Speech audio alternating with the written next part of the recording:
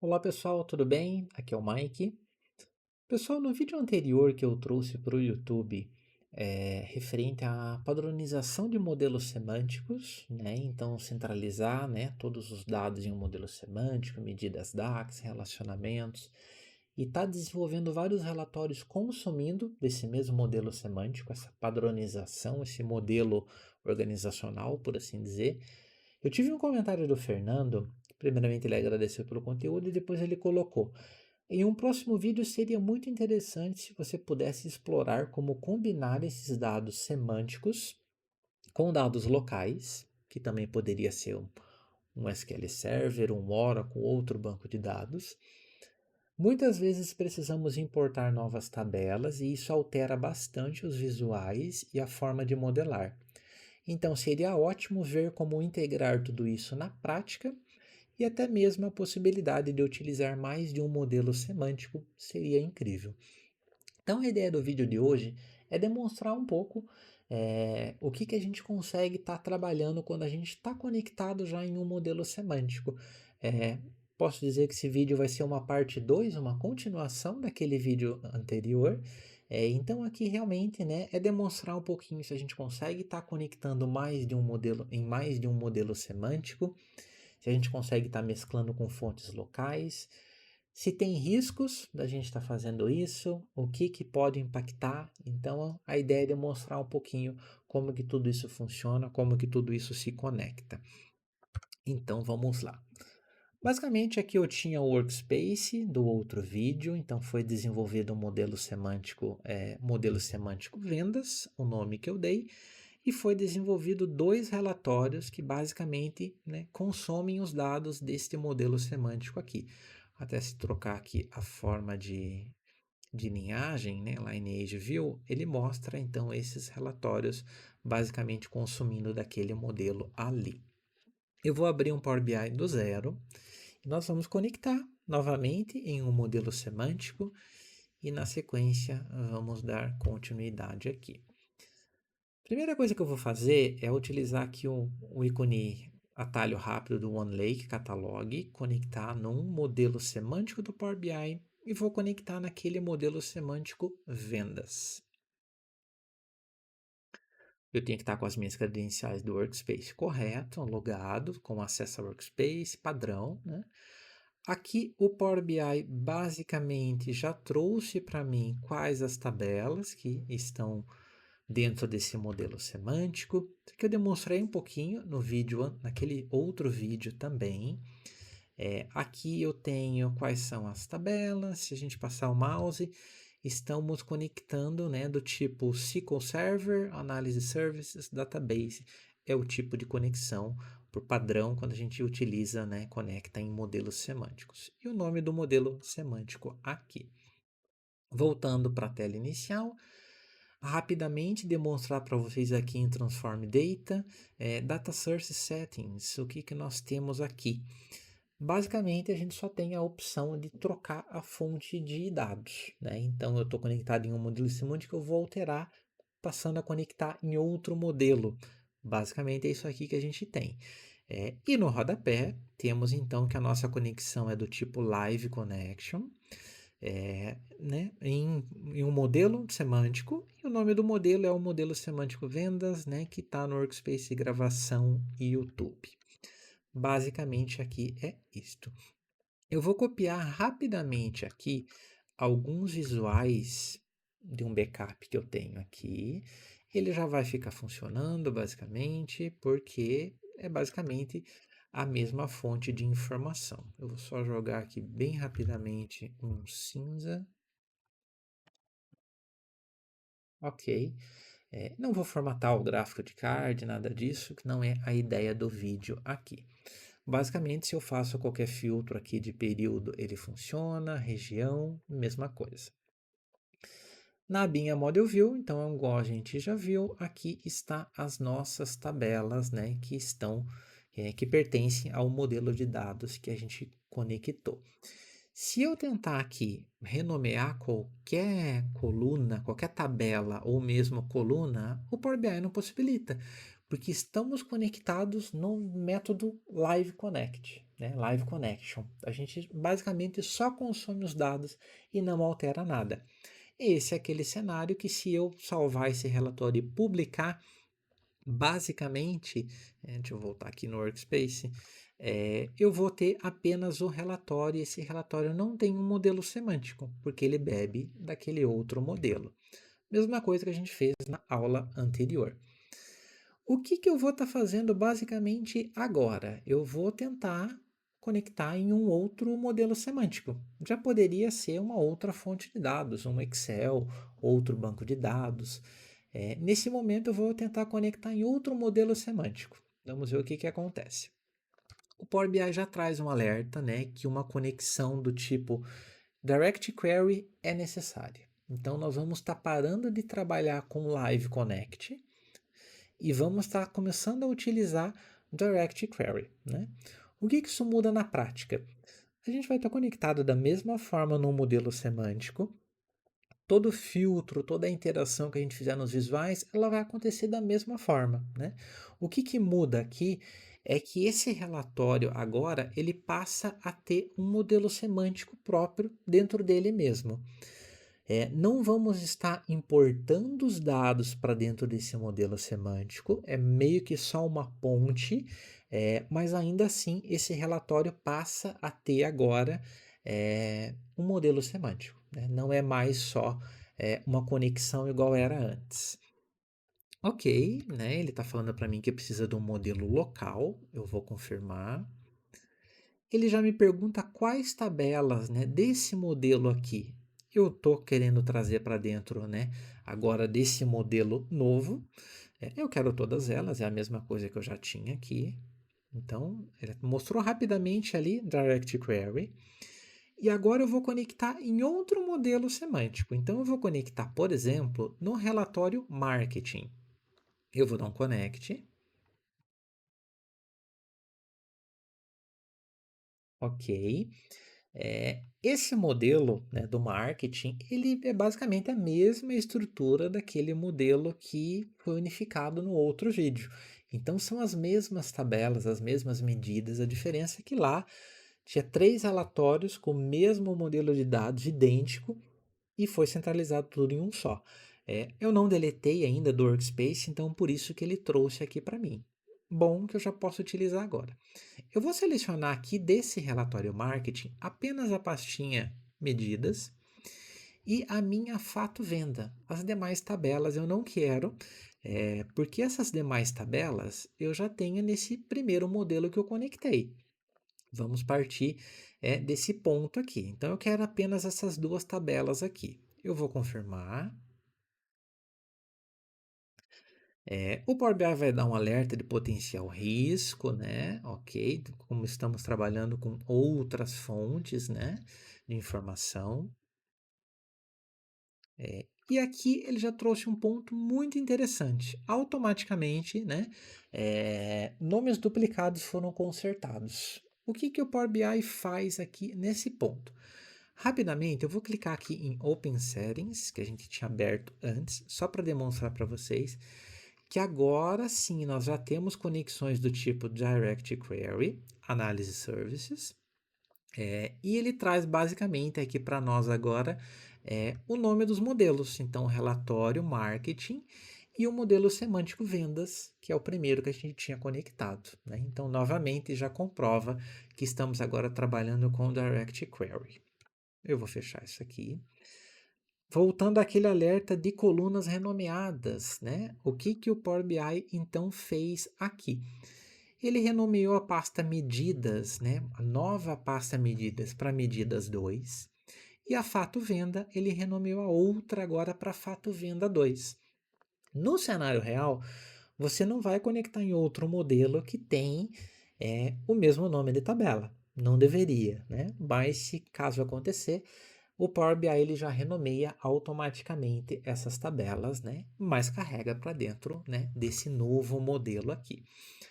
Eu vou partir aqui, eu já poderia aqui, ó, rapidamente agora renomear, né? Agora sim eu consigo estar trabalhando, renomeando as tabelas, porque a gente tem um modelo por trás agora aqui. Então, por exemplo, fato venda modelo 2.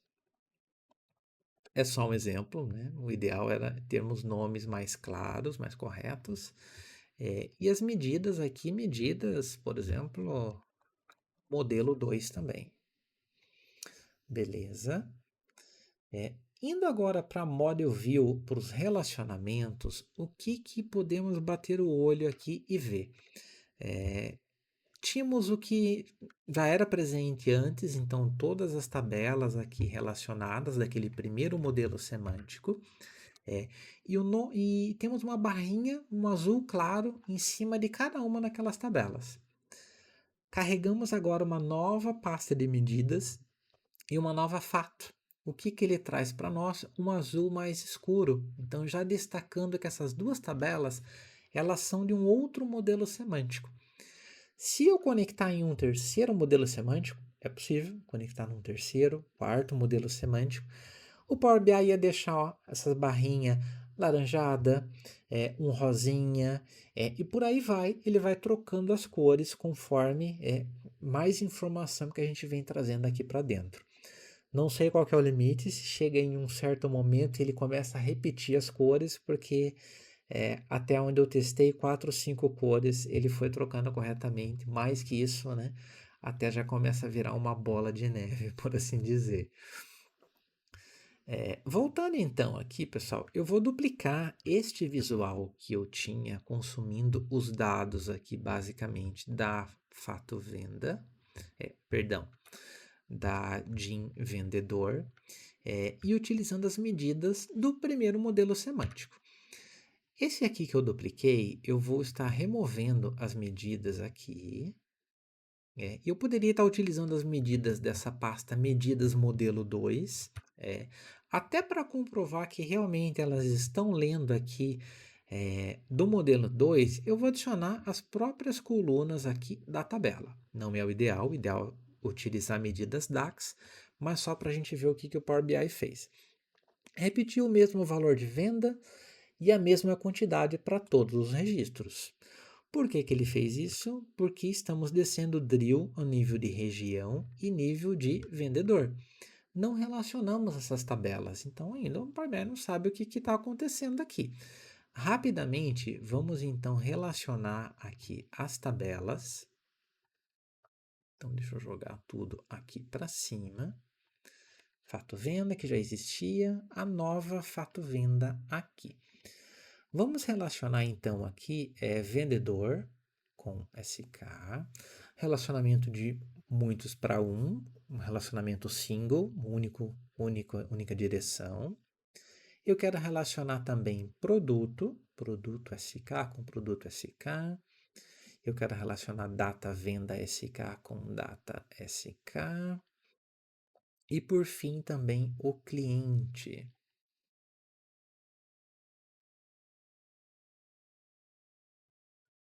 Legal, bacana. Então aqui o Power BI já deixou a gente conectar mais de um modelo semântico.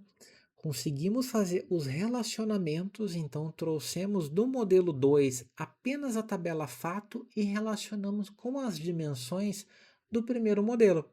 A gente sabe que essa fato ela está utilizando os mesmos chaves de cliente, de data de venda, de produto, então funciona perfeitamente. Voltando na aba Report View, o que vamos ter aqui? Agora já temos basicamente o visual filtrado. Novamente, né, o visual da esquerda está utilizando as pastas, as medidas DAX do primeiro modelo semântico. O segundo visual está utilizando direto as colunas do modelo semântico 2. Se eu fizer um filtro por região, Nordeste filtrou tranquilamente. Se eu alterar um mês para março, filtrou da mesma forma, né? Volto para abril. A única coisa é que aqui as colunas não estão formatadas, né, com casas decimais, com moeda, igual a medida DAX, mas os relacionamentos estão funcionando corretamente. Bem tranquilo. Então, os relacionamentos se propagam de um modelo semântico para o outro quando as dimensões estão relacionadas com as fatos. Os visuais funcionam corretamente, igual vimos aqui neste exemplo. Eu tenho um ponto agora aqui que é referente ao RLS. Então, se eu for na aba modelagem, a caixa de RLS Security está desabilitada. Por que que ela está desabilitada? Aqui é um ponto que a gente já tem uma limitação quando a gente conecta em dois modelos semânticos, né? Quando a gente conecta em um modelo semântico já, também tem essa situação, né? A questão do RLS vem desabilitado porque ela está lá no modelo semântico. Conectamos em dois modelos semânticos. Da mesma forma, o RLS também está nos dois modelos semânticos, caso os dois tenham, no caso, né? E a gente não consegue editar, a gente não consegue visualizar isso aqui, né? Em que momento que eu conseguiria visualizar aqui a questão do RLS? Eu vou fazer um exemplo aqui para demonstrar para vocês. Eu vou pegar, por exemplo, a tabela de cliente que está vindo do primeiro modelo semântico. Eu vou deletar ela. Ok, não tenho mais essa tabela aqui. Eu tenho o meu backup aqui do lado.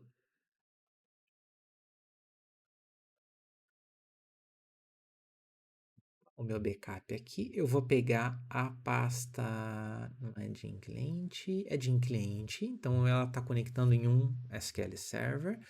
Eu vou copiar esta tabela, eu vou abrir aqui agora o Transform Data, o Power Query, e eu vou dar um Ctrl V.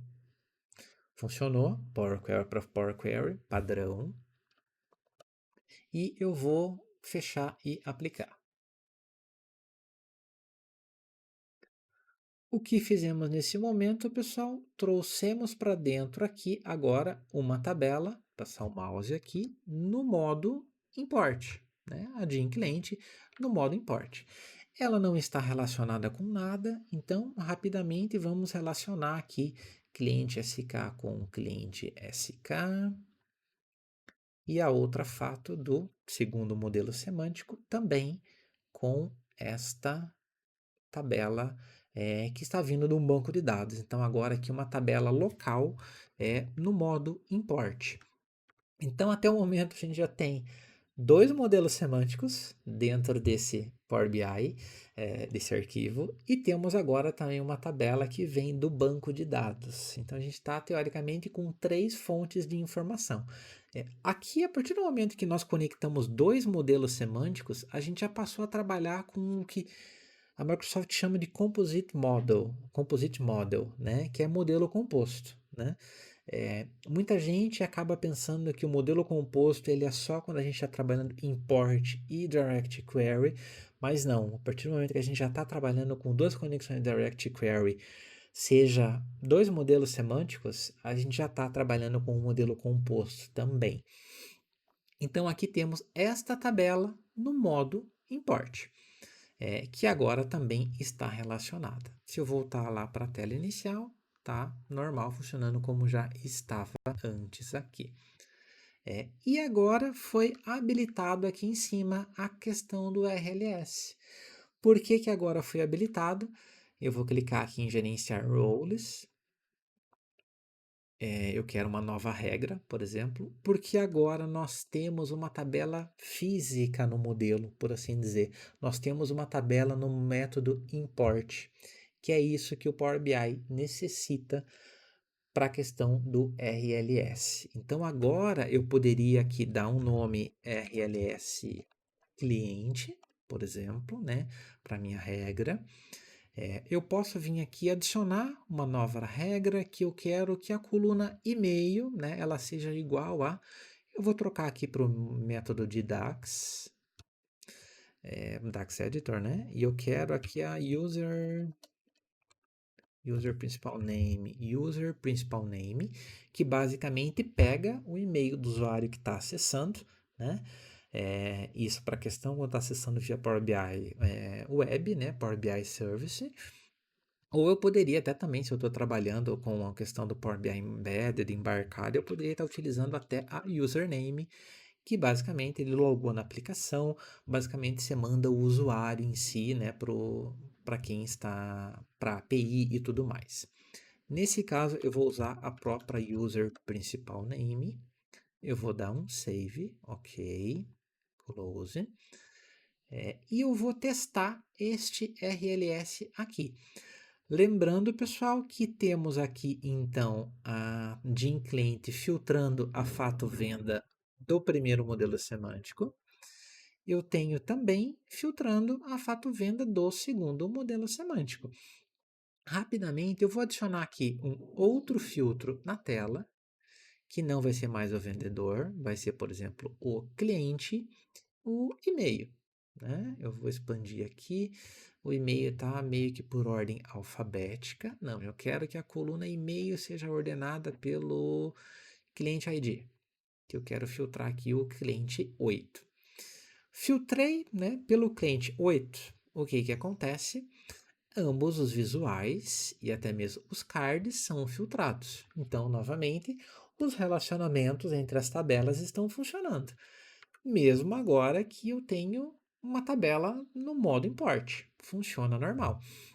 Eu quero agora, deixa eu ver se eu consigo copiar aqui. Deixa eu fazer diferente. Aqui eu quero copiar o e-mail cliente 8, o valor, né? E eu vou agora testar o RLS.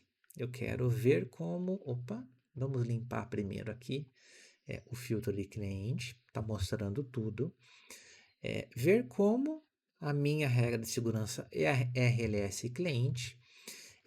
E é este cara que está acessando, o cliente 8. Eu dou um OK. Tá, beleza. O cliente 8 está acessando, eu estou visualizando como a regra de RLS cliente, o e-mail dele, mas permanece apresentando tudo. Não funcionou? Se eu for agora aqui em Table View, porque nós temos agora aqui uma tabela no método import, o Table View só funciona quando a gente tem no método import. Vejam que esta dimensão foi filtrada só para o cliente 8. As outras tabelas, né, a gente não vai conseguir visualizar porque são do modelo semântico, mas os visuais não filtraram. Por quê? Porque essa, eu diria que é a maior das limitações quando a gente está conectando em vários modelos semânticos, né? Ou mesmo misturando o import com o modelo semântico. As regras de RLS, elas não são propagadas para o modelo semântico. Elas não conseguem filtrar o modelo semântico em si.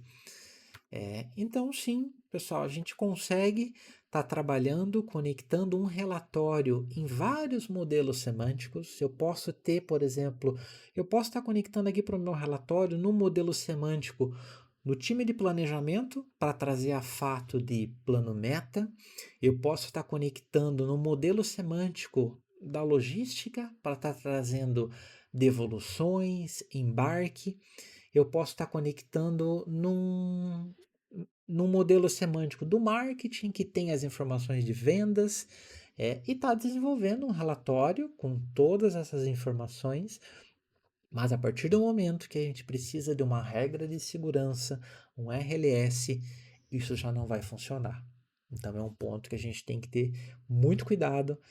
Se a gente tem essa necessidade do RLS, realmente essa questão de conectar em vários modelos semânticos, elas não funciona, né? Não tem uma outra alternativa que a gente possa estar utilizando aqui. Esse seria um ponto crucial, por assim dizer. Lembrando, né, pessoal, que aqui a gente consegue estar conectando em vários modelos semânticos, né? Mas eu diria que isto aqui é para um cenário onde realmente é uma POC, é um teste que a gente está fazendo, validações, né? Ou realmente eu tenho aqui um modelo de dados já estruturado, um relatório que eu conectei nesse modelo semântico, e eu preciso só da informação do time do marketing. O time do marketing também tem esse modelo centralizado, e daria muito trabalho recriar todas essas regras. Por mais que tenha algumas ferramentas de migração, de tabela, de DAX, modelagem e tudo mais, vai dar muito trabalho recriar toda essa lógica. Então eu poderia estar conectando nesse modelo de dados deles, né?